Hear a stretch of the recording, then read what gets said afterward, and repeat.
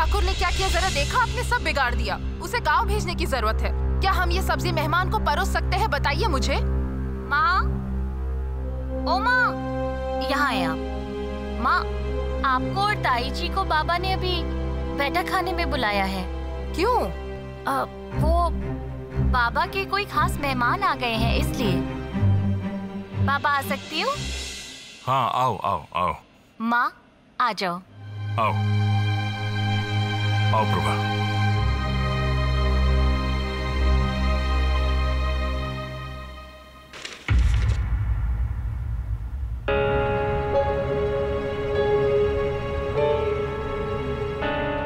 आओ बड़े भैया। अरे चलो ना शरद, चलो। मैं यहाँ पर एक बड़ी गलतफहमी ठीक करने के लिए आया हूँ। देखिए, आप सबका अपमान करने का मेरा कोई उद्देश्य नहीं था और हम नहीं चाहते ये संबंध टूट जाए। हाँ, मेरी पत्नी से एक गलती हुई आपको चिट्ठी लिखकर।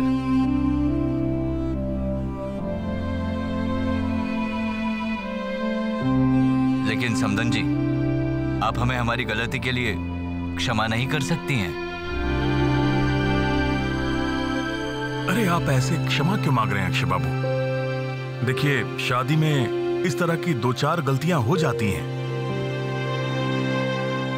एक मिनट भाभी, आप समधी जी के लिए खाने पीने का बंदोबस्त कीजिए ना। वो कितनी दूर से आए हैं। हाँ हाँ हाँ, हाँ चल। ओ माँ, तुम यहाँ पे देख रही हो ताई जी?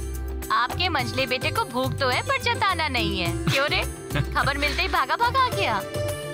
कभी नहीं बड़ी दीदी, ये सब बड़े भैया का काम है, वही मुझे यहाँ खींच कर लाए।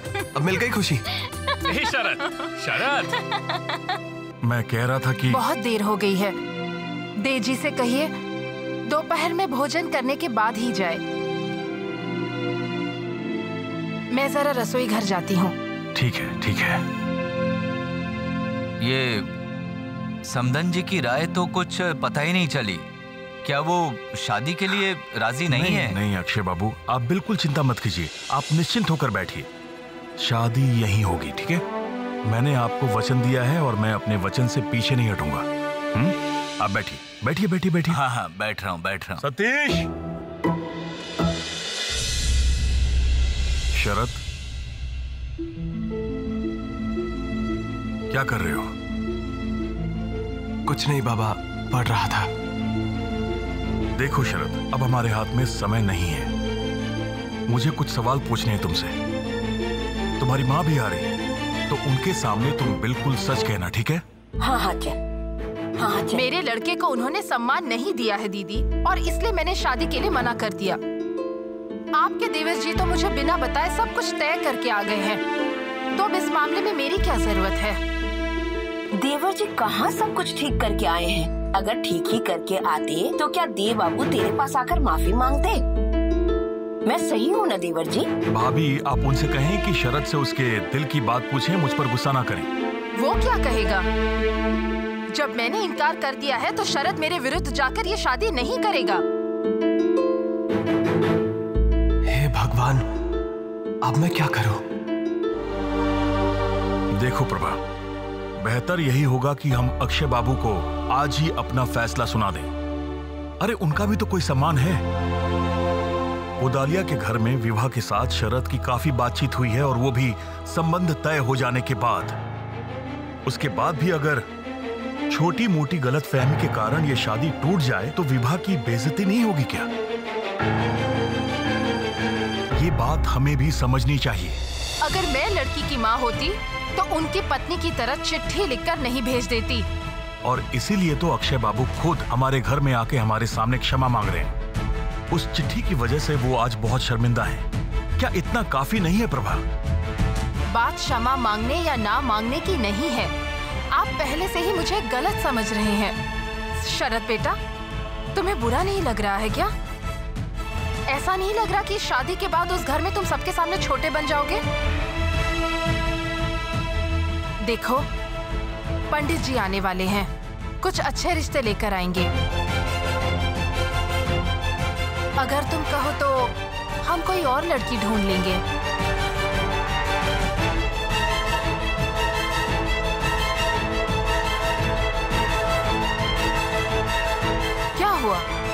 कुछ बोलोगे नहीं? लड़की तो बहुत पहले से तय हो गई है माँ।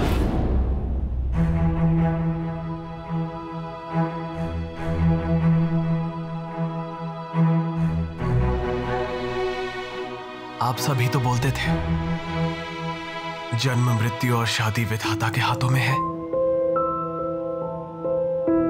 आप सबके सामने मैं इससे ज्यादा कुछ बोल नहीं पाऊंगा माँ।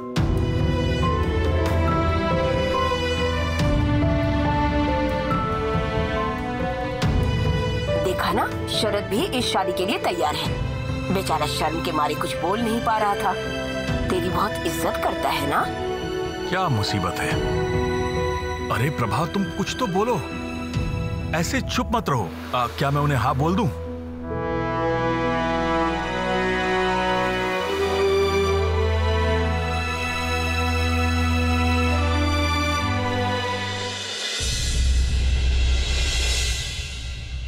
एक बात पूछ सकता हूँ चारू?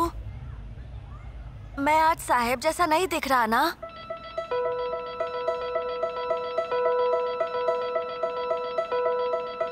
लग तो नहीं रहा है, लेकिन धोती शर्ट पहनकर तो हिंदी में प्रथम नहीं आ सकते हो। चारू ही आज तक प्रथम आया है और चारू ही प्रथम आएगा। तुम मुझसे ज्यादा नंबर नहीं ला सकते हो। चारू को हराना इतना आसान नहीं है। मुझे चारू से ज्यादा नंबर मिलेगा, मैंने ये कब कहा? मैंने तो बस ये कहा है कि तुम सब की तरह पोशाक पहनकर तुम में से एक बनना चाहता हूँ। दोस्तों के बीच हार जीत नहीं देखी जाती।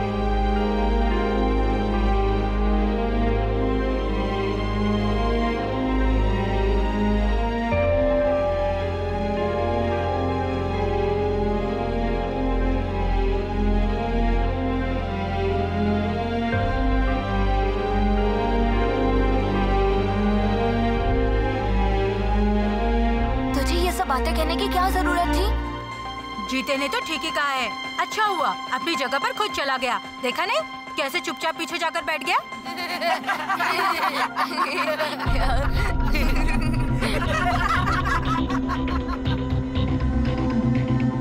मैं हार नहीं मानूंगा। एक ना एक दिन ये सब खुद मुझे अपनाने पर मजबूर हो जाएंगे।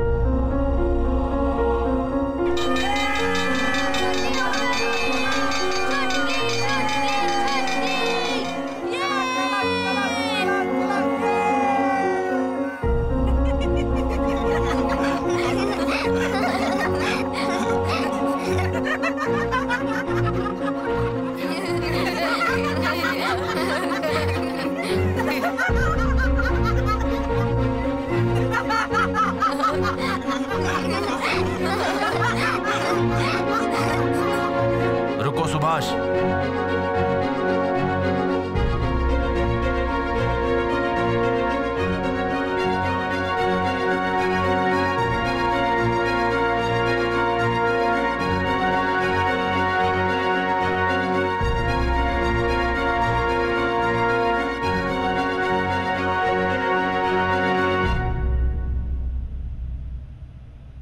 चारू, मैंने तुमसे इस बर्ताव की उम्मीद नहीं की थी। तुम भी बाकी लड़कों की तरह देख रहे हो, कुछ बोल नहीं सके सुभाष को।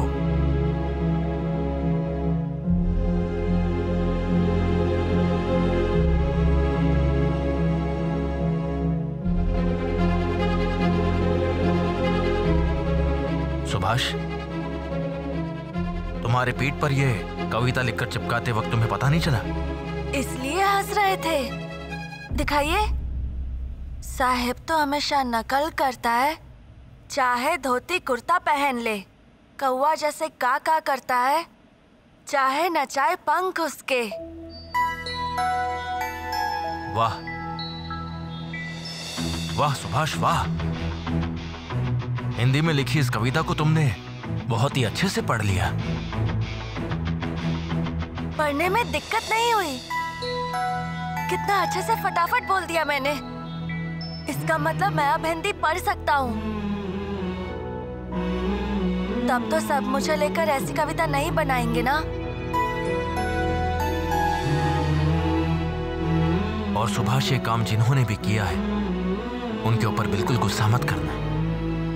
नहीं नहीं मास्टर जी, वो सब तो मेरे दोस्त हैं। गुस्सा क्यों करूँगा?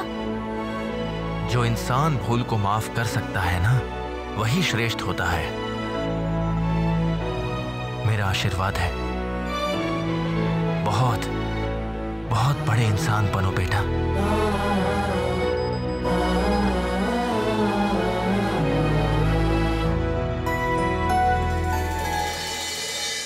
पिंजरे के अंदर थी अनजान चिड़िया, फिर कैसे आती जाती। अगर बंदी बना पाता उसे तो वो बेड़ियां पहना देता। विनय का बहुत मन हुआ बाउल को बुलाकर अनजान चिड़िया पर एक गाना लिख लूं। एक आलस्य के भाव से बाउल को बुला नहीं सका। गाना लिख तो लिया, लेकिन अनजान चिड़िया के सुर में मन ही मन गुनगुनाने लगा। सुबी, तूने तो बिना अटके हिंदी पढ़ ली। कैसे सीखी? शुभी, तूने इतने कम समय में हिंदी पढ़ना भी सीख लिया। माँ, मैंने जो भी पढ़ा आपने पूरा सुना ना। मुझे बहुत खुशी हुई शुभी। तुमने जैसा चाहा था तुम उस लक्ष्य तक पहुँच रहे हो शुभी। चलो भांजो, अब सुबी को जम के पकड़ते हैं और किस किस को हिंदी पढ़ाया है पता करना होगा कि नहीं। हाँ सही कहा। चल शुभी, मैं तुझे एक एक करके हिंदी लाइन पढ़ने के लिए कहूँगा और तू मुझे वो पढ़कर सुनाएगा, ठीक है? चल चल चल चल। चलो। माँ, सुबी को ऐसे खुश देखकर कितना अच्छा लगता है ना, लेकिन बीच बीच में अचानक जो वो गंभीर हो जाता है ना, मैं अभी तक समझ नहीं पाती हूँ। प्रमी, इंसानों को समझना इतना आसान नहीं है कि एक बार देखने से सब समझ आ जाए। कभी कभी अपने लोग भी अनजान लगते हैं। प्रभा, प्रभा, ये देखो तुम सब यहाँ पर हो। सुनो, मैं अभी अभी अक्षय बाबू को छोड़कर आया हूँ, समझे? क्योंकि उन्हें आज ही कोलकाता लौटना है और उन्होंने कहा है कि वहाँ पहुँचकर शादी की तैयारियां शुरू कर देंगे। तो हमें भी शादी की तैयारी शुरू करनी चाहिए। से लौटकर देर हो गई है, उसने कुछ खाया नहीं है। जाकर देखती हूँ खाना तैयार है या नहीं। मानोदा,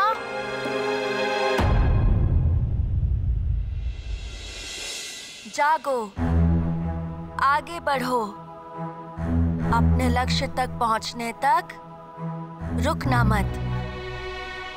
अब तो मैं ये पूरी किताब अकेले पढ़कर खत्म कर सकता हूँ छोटा मामा। ये सब बाद में कर लेना, पहले ये पोशाक बदल कर आओ। हाथ पैर धो लो, ये लो। अच्छा शुभी, ये पोशाक पहनने पर चलने फिरने में कोई दिक्कत तो नहीं आ रही है? नहीं माँ, बल्कि आराम मिल रहा था। ठीक है, चलो अभी ये पोशाक बदल लो। ये लो। ठीक है, बदलता हूँ। तुम क्या सोच रहे हो छोटो मामा? सोचू नहीं तो और क्या करूँ सुबी। तू तो अभी अभी स्कूल से लौटा है, इसलिए खाना भी मिलेगा, लेकिन मुझे क्या वो ऑमलेट मिलेगा फिर से?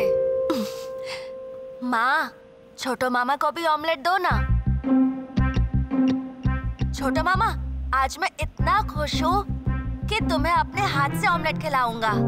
तुम बस लेटे रहना और फिर मैं तुम्हें ऑमलेट खिलाता रहूंगा, ठीक है ना? सुबी, शुभी, रोनो को इतना भी पसंद नहीं है कि वो लेटा रहेगा और तुम उसके मुंह में ऑमलेट का टुकड़ा भरते रहोगे। नहीं मतलब अब से मैं तुझे कुछ भी नहीं कहूँगा सुबी। अरे रोनो, अरे शुभी, पोशाक तो लेते जाओ। ये देखो पोशाक लिए बिना चला गया।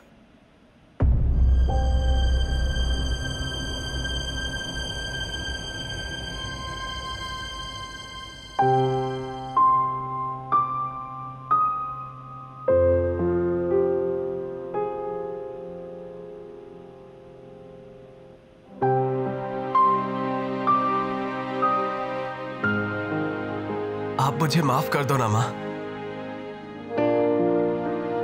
आपको कष्ट पहुंचाकर मैंने बहुत बड़ा अन्याय किया है। मैं जानता हूं तुम्हें बहुत बुरा लगा है। तुम मुझे एक थप्पड़ मार दो, लेकिन इस तरह से ऐसे चुप मत रहो माँ। उसमें बुरा लगने वाली कौन सी बात है? तुम्हारे बाबा तुम्हारा विचार जानना चाह रहे थे और तुमने अपना विचार बता दिया। इसमें माफी मांगने वाली कोई बात नहीं है।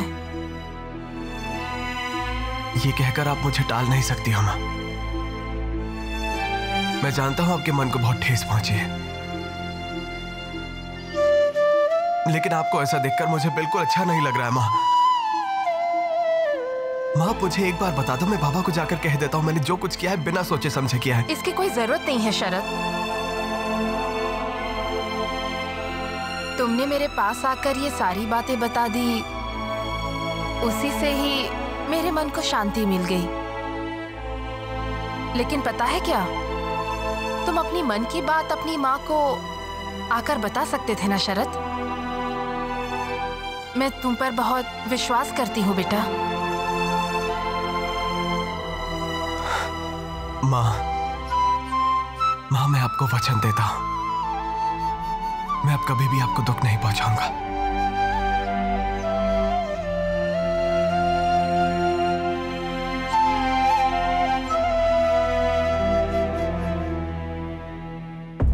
अलख निरंजन। साधु बाबा,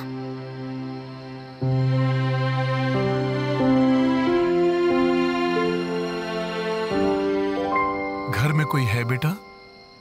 मानोदा मौसी, ओ मानोदा मौसी, एक साधु बाबा आए हैं, कुछ लेकर आइए, कुछ खाने का लेकर आइए ना।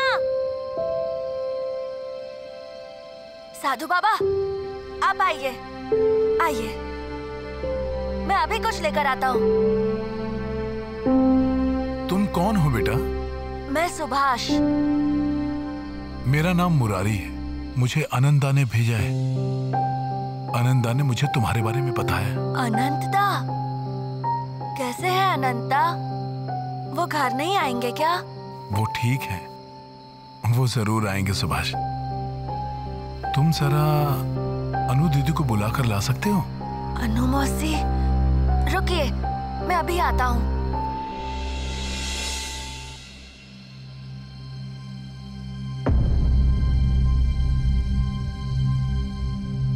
अनु मौसी, ओ अनु मौसी। हाँ सुब्बी, बोलो, आओ यहाँ। जरा सुनिए।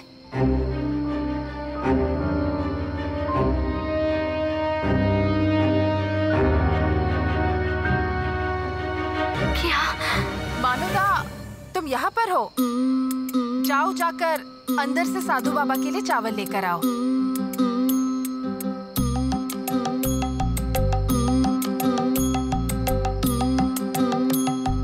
बाबा, आप बहुत ही शुभ दिन पधारे हैं हमारे घर पर। प्रमी, जाओ जाके उनके पैर छू कर आओ। नहीं नहीं नहीं नहीं नहीं। क्यों बाबा, आप पैर छूने क्यों नहीं दे रहे हो? ये सब तो मेरी माँ की तरह है, ये प्रणाम करेंगे। साधु वेश में आकर तो बड़ी मुसीबत में पड़ गया। आप प्रणाम क्यों नहीं करने दे रहे हैं बाबा? प्रमी, उनसे तुम इस तरह की बात मत करो। आप बुरा ना माने बाबा, उम्र कम है ना, आप बैठिए ना। दरअसल आपका आशीर्वाद मिल जाता हम सबको पुण्य मिलता। लड़कियां तो माँ जैसी होती हैं, कोई माँ की अपनी संतानों के पैर छूती है?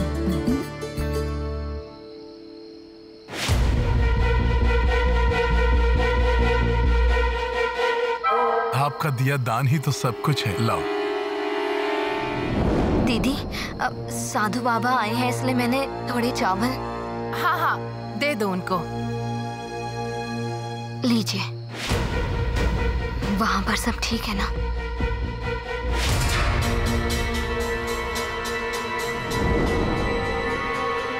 मंगल हो, सबका मंगल हो।